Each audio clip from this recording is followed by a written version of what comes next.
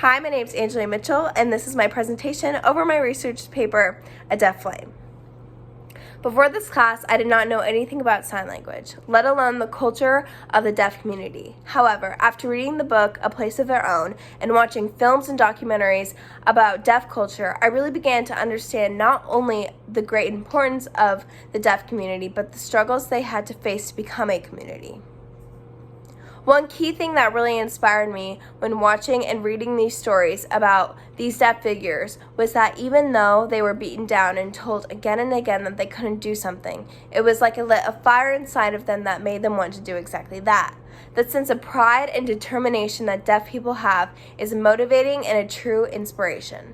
So, for my research paper, I wanted to write about 3 different deaf people that have different upbringings and different involvements in the deaf community and talk about the similarities they have in their journey besides being deaf. Because based on my pre-knowledge I have from class, I know that being deaf is not going to be the thing that stands in their way of greatness. In this paper, I talked about actor and model Nyle DeMarco, the 4th deaf generation of the DeMarco family, and proud one at that.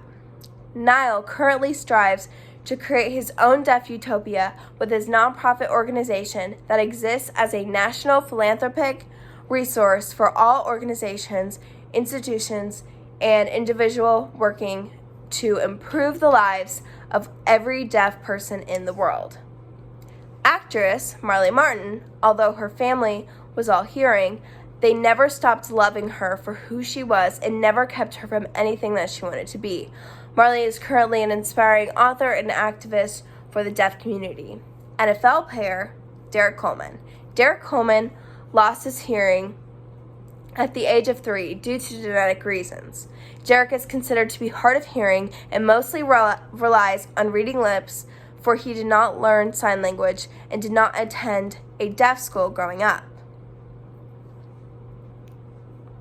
Derek currently plays for the St. Louis Cardinals and is involving himself in the deaf community by going to different deaf schools to tell a story and inspire kids like him to become whatever they want to be, no matter what anyone says.